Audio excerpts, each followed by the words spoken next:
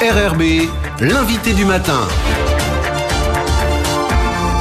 Bonjour Jean-François Bodin. Bonjour Nicolas. Vous recevez ce matin la présidente de l'autorité de la concurrence. Aurélie Zoudlebert, bonjour. Bonjour. Merci d'avoir accepté notre invitation. Alors que vous venez de rendre, l'autorité de la concurrence vient de rendre un avis sur le mécanisme de formation des prix des produits de grande consommation en Nouvelle-Calédonie. On va essayer de voir ce qu'il y a dedans, de comprendre la manière dont vous avez travaillé et les orientations qui se dégagent de cet avis, mais aussi les propositions que vous faites. Peut-être un mot d'abord sur le périmètre de cette enquête. Qui l'a menée, quand, comment, et est-ce que c'est l'autorité qui s'en est saisie ou est-ce que c'est une commande ? Merci. Alors c'est une commande du gouvernement et notamment à la suite d'une demande de l'intersyndicale Vichère et de l'UFC Que Choisir qui, au moment de la mise en place du bouclier qualité-prix, voulait aussi avoir une idée beaucoup plus claire de comment sont formés les prix des produits de grande consommation en Nouvelle-Calédonie. Et nous, on a retenu comme périmètre ceux qui sont les produits qui sont dans le bouclier qualité-prix, c'est-à-dire une centaine de produits qui sont des produits secs comme, je sais pas, les conserves, les céréales par exemple, le café et les produits frais, bien sûr, les fruits et légumes, la viande, le poisson, et puis une partie des produits d'hygiène et d'entretien courant. Est-ce que vous avez eu accès aux données nécessaires pour mener cette enquête et rendre cet avis ? Oui, parce qu'on a demandé en fait aux entreprises de l'ensemble des intervenants en fait de la chaîne amont à aval en Nouvelle-Calédonie de participer et de nous donner toutes les informations qui nous étaient nécessaires, et elles ont globalement bien participé. À peu près tous les maillons de la chaîne ont vraiment répondu à nos demandes, avec un petit délai lié à la crise du Covid, bien sûr, qui a un petit peu retardé l'investigation. C'est pour ça qu'on a pris une année complète. Tout simplement parce que les 4-5 premiers mois de l'année, c'était très compliqué de recueillir les informations pour pouvoir travailler. Alors, on va essayer de comprendre comment ces prix sont constitués. C'est sur ces produits de grande consommation. On rappelle, ça ne concerne pas l'ensemble du marché calédonien, mais bien les produits de grande consommation, et notamment dans les grandes surfaces. Alors, on le constate, les auditeurs le disent, les prix sont plus élevés en Calédonie qu'en métropole. Forcément, il y a des raisons quand même objectives à cela. Oui, alors la comparaison avec la métropole, elle est systématique en Nouvelle-Calédonie, mais d'un point de vue économique, elle n'est pas du tout rationnelle, parce qu'il y a effectivement des facteurs très objectifs qui expliquent naturellement des prix plus élevés en Nouvelle-Calédonie que sur un grand marché comme la métropole ou même l'Australie et la Nouvelle-Zélande, qui sont liés très simplement à la géographie, l'insularité. On est très loin des grandes métropoles, il faut s'approvisionner généralement par voie maritime, et on a des grandes routes maritimes à faire. Et puis on a aussi un problème démographique, c'est-à-dire qu'il y a moins de 300 000 habitants en Nouvelle-Calédonie, donc c'est un tout petit marché, ce qui fait que pour les producteurs locaux, c'est très difficile d'avoir des économies d'échelle, et puis c'est même très difficile de réduire les coûts moyens d'approche parce que on n'importe pas assez de volume. Alors, comparé à la métropole, c'est beaucoup plus cher. Comparé aux autres pays et territoires de la région, puisque vous avez quelques éléments de comparaison, on est sur les mêmes proportions à peu près ? Alors, sur les produits de grande consommation à dominante alimentaire, il y a une étude qui avait été réalisée en 2015 et les prix de vente sont au détail supérieurs de 74% par rapport à la métropole, par exemple. Mais globalement, les prix de l'ensemble des produits, c'est plutôt un écart de 34%. Par rapport aux territoires ultramarins français, il y a également des écarts entre les territoires ultramarins et la métropole, mais ils sont beaucoup moins élevés, sauf pour la Polynésie française. Et en réalité, la Nouvelle-Calédonie et la Polynésie française sont les deux territoires où les prix sont les plus élevés. Alors, ça s'explique aussi parce que un prix, c'est quand même la résultante d'un coût plus un profit. Et en réalité, les coûts d'achat sont nécessairement plus élevés parce que plus éloignés de la métropole, notamment, qui correspond quand même à la première route maritime. C'est 50% des produits importés qui viennent d'Europe. Tout compris, c'est-à-dire France et Union européenne. La deuxième route, c'est l'Asie, et la troisième, pour 20 à 30%, c'est Australie et Nouvelle-Zélande. Donc, cette situation explique que on a des coûts de fret maritime qui sont liés au transport, mais on a aussi tout un tas de prestations autour de ce transport maritime qui font intervenir plus d'une dizaine d'opérateurs, et c'est la succession des prestations de ces opérateurs, de leurs coûts et de leurs marges qui conduit à ce que nécessairement on ait des coûts d'acheminement qui sont pour notre part 30% plus élevés pour les grossistes et 50% plus élevés pour les grandes surfaces alimentaires en moyenne. Alors on va revenir sur les prix de la formation, de la structure aussi des prix de ces produits de grande consommation en Calédonie. On a parlé des questions géographiques et démographiques qui font que c'est forcément plus cher qu'ailleurs. Ceci dit, il y a quand même aujourd'hui, entre l'arrivée d'un produit et sa mise sur le marché, un certain nombre d'intermédiaires, et c'est souvent ceux-là qu'on interroge en disant, pardonnez-moi l'expression, mais c'est eux qui se gavent souvent sur les prix. Est-ce que c'est vrai ou pas? Qu'est-ce qu'a révélé votre enquête et votre avis? Alors justement, nous, notre enquête était aussi d'examiner chaque maillon de la chaîne pour voir si les marchés étaient concurrentiels ou pas concurrentiels et s'il y avait des surmarges. Donc l'avis fait quand même 150 pages et il détaille très clairement en fait chaque intervenant. Et effectivement, il y a des facteurs comportementaux qui viennent des entreprises d'une part, et puis des facteurs aussi réglementaires et fiscaux qui viennent plutôt du gouvernement d'autre part pour des raisons politiques, qui renchérissent les prix. Par exemple, dans la chaîne d'acheminement par voie maritime, donc je vous ai dit, globalement, ça conduit à ce que 30 à 50% par rapport au prix d'achat initial du produit soit un surcoût en Nouvelle-Calédonie.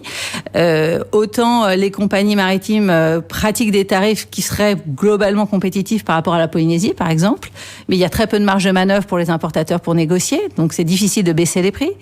Mais les prestations portuaires, donc par l'intermédiaire du port autonome, sont aussi à des tarifs relativement bas par rapport aux autres ports du Pacifique, parce qu'en fait, ils n'ont pas été réévalués depuis plus de 30 ans. Par contre, les prestations d'accollage, qui sont toutes les activités de manutention qui consistent à prendre le conteneur et à le descendre sur le port, sont à des tarifs exorbitants par rapport à la moyenne du Pacifique. On est entre plus 10% à plus 87% par rapport aux autres ports du Pacifique ou par rapport à des ports comparables en Martinique, Guadeloupe, par exemple. Et on sait d'où vient cette différence ? Alors oui, tout simplement parce que nous avons aujourd'hui 4 entreprises qui sont des aconniers, qui pratiquent exactement le même prix depuis 1991, puisqu'il y avait une entente sous l'égide du gouvernement, à l'époque c'était l'État, pour fixer un tarif sur le conteneur 20 pieds et le conteneur 40 pieds. Et en fait, ce tarif n'a jamais bougé, alors qu'il a évidemment bien évolué dans tous les autres ports du Pacifique, et d'ailleurs en dehors du Pacifique, en Atlantique également. Et donc aujourd'hui, ils ont une rente de situation qui est évidente et qui conduit d'ailleurs à ce qu'ils aient un taux de profitabilité bien supérieur à tous les autres acteurs de la chaîne. Alors, les autres acteurs de la chaîne, parlons-en, parce qu'après le port autonome et les acteurs de la manutention, il y a ce qu'on appelle les grossistes, qui jouent un rôle important. Là aussi, vous avez étudié un petit peu leur rôle. Oui, alors simplement, après la manutention, il y a aussi tout ce qui est transport routier, bien, oui. Transport interîle qui conduit en fait à doubler quasiment le prix du transport pour les îles Loyauté ou pour l'île des Pins. Et puis, alors je vous parle pas des transitaires, des manutenteurs, des commissionnaires en douane, etc. Mais enfin donc quand même une dizaine d'opérateurs à bien avoir en tête pour comprendre la structure de coût d'achat. Et puis effectivement ensuite, le partenaire incontournable, c'est le grossiste importateur, notamment pour le petit commerce de proximité. Il faut savoir qu'en Nouvelle-Calédonie, d'après une étude qui avait été faite par la CCI, 58% des achats en province nord sont réalisés par le petit commerce, contre 11% seulement dans le Grand Nouméa. Et les petits commerces, ils peuvent pas s'approvisionner directement, ils n'ont pas de centrale d'achat en direct. Et puis, les grossistes importateurs sont aussi incontournables pour les grandes surfaces alimentaires, les grands groupes de distribution, parce que même si elles ont pour la plupart d'entre elles des centrales d'achat en direct, elles passent à 70 ou 80% de leur approvisionnement par les grossistes. Tout simplement parce que les produits de marque nationale sont généralement moins chers en passant par l'intermédiaire du grossiste. Et puis certains producteurs extérieurs refusent de leur vendre directement. Et il y a encore des accords exclusifs d'importation, manifestement. En tout cas, c'est ce qui a ressorti de cet avis, y compris sur des marques notoires. Donc là, l'autorité va continuer son travail de répression dans le cadre de son activité répressive pour interdire ce type de pratique. Et puis, dernière chose, les producteurs locaux aussi s'organisent avec les grossistes pour distribuer leurs produits, parfois de manière exclusive. Et ça aussi, ça peut poser un problème de concurrence, puisque si la grande surface peut pas s'approvisionner directement et négocier directement avec le producteur, eh bien, elle a un surcoût d'intermédiation du grossiste qui est en moyenne de 30%. Alors ça, c'est pour la partie grossiste aussi. Et enfin, on arrive au bout de la chaîne, c'est-à-dire les grandes surfaces, les distributeurs. Là, qu'est-ce que vous avez noté de particulier ? Alors là, ce qu'on a noté, c'est qu'il y a une différence assez notable entre, disons, le Grand Nouméa et le reste de la Calédonie. Il y a eu une intensification de la concurrence très importante sur le Grand Nouméa depuis 2015, avec l'émergence de nouveaux supermarchés, de nouveaux réseaux comme Corail, par exemple, comme les les Super U, demain les Hyper U. Et donc, il y a beaucoup plus de concurrence sur le marché dans le Grand Nouméa et beaucoup plus aussi de magasins de grande surface. Alors que en Brousse et dans les îles, parfois, il n'y a aucune grande surface, comme par exemple toutes les îles Loyauté sauf Lifou. À Lifou, il n'y en a qu'une, c'est un leader price. Et puis, le reste en Brousse... finalement, une concurrence qui s'exerce avec des commerces de proximité, mais qui n'ont pas du tout la même profondeur de gamme et pas non plus la même structure de coût. Et ce qui fait que pour ceux qui vont acheter en commerce de proximité, c'est plus cher. Alors, on va essayer de synthétiser un petit peu tout ça parce qu'il y a beaucoup d'informations. On va prendre un produit que vous avez déterminé, un produit lambda, qui soit peut-être le plus représentatif, que le consommateur va acheter 1000 francs dans une grande surface. Est-ce qu'on a une idée de ce que représentent les différents coûts de ce prix, la structure de ce prix à 1000 francs?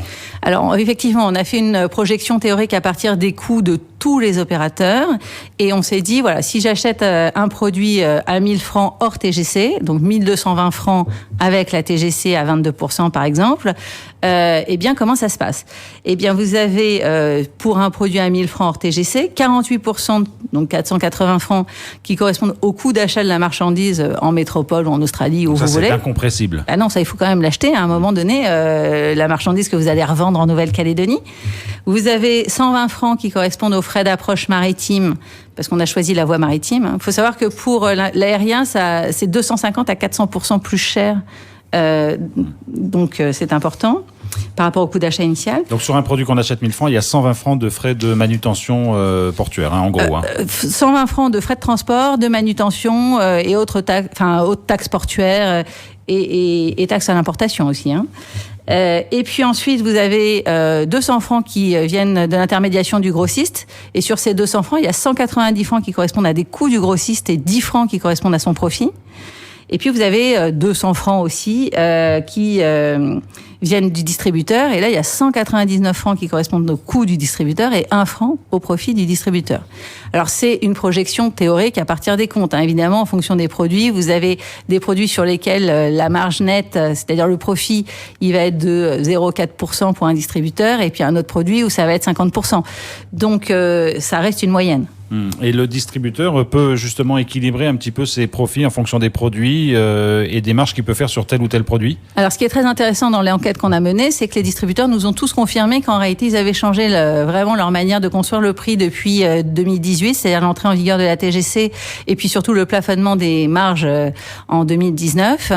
Avant, concrètement, ils prenaient le coût de revient, ils ajoutaient la marge et puis ça faisait le prix.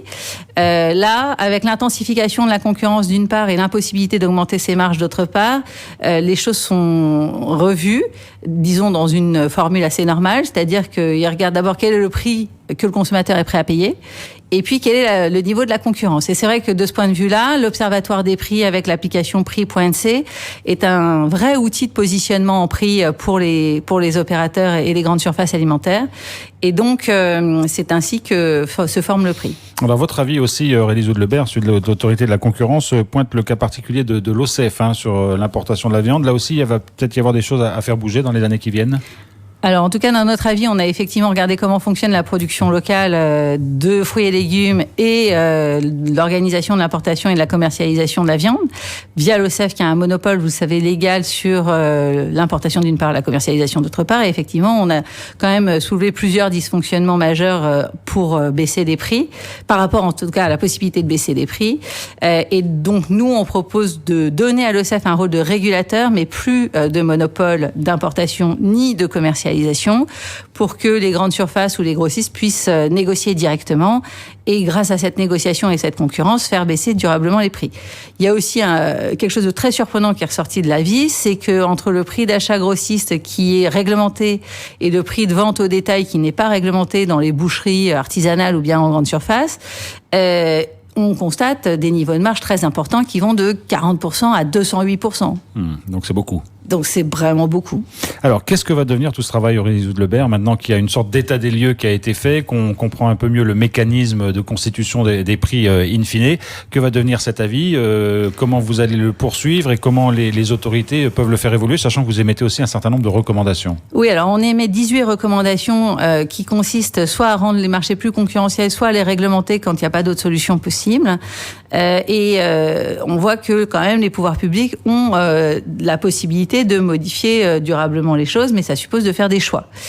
Donc nous, ce qu'on espère, c'est faire vivre cet avis d'abord en l'expliquant par des infographies assez régulièrement dans les prochaines semaines pour que le grand public puisse en prendre connaissance plus facilement que avec le résumé de 18 pages ou l'avis de 150 pages. Mais on est tout à fait à la disposition évidemment du gouvernement et du Congrès à qui on a aussi transmis cet avis pour expliquer nos recommandations et puis espérer que elles soient mises en œuvre. On a dans cet avis et dans ces recommandations une bonne partie qui consiste à nous donner davantage d'outils pour sanctionner des pratiques anticoncurrentielles ou des pratiques de refus de vente, par exemple, parce que ça manque dans notre arsenal. Et puis après, il y a voilà, à chaque maillon de la chaîne des moyens éventuels d'intervenir en par exemple, en réduisant la durée des conventions avec les compagnies maritimes qui sont pour 15 ans, alors que pour la remise en concurrence, ça pourrait être beaucoup plus régulier. Avec les aconniers, c'est la même chose. Sur le transport maritime intérieur, peut-être de la mutualisation, une aide à la continuité territoriale en contrepartie d'une baisse de prix pour que voilà, les tarifs puissent in fine être moins chers. On peut parler d'une étude fondamentale sur cette question de la cherté de la vie en Calédonie? Je pense que ce sera plutôt aux autorités de le dire, mais on espère qu'on soit un vrai outil d'aide à la décision pour leur permettre d'avoir en main toutes les informations pour faire leur choix. Aurélie Zoudlebert, merci beaucoup d'avoir été avec nous ce matin. Merci à vous.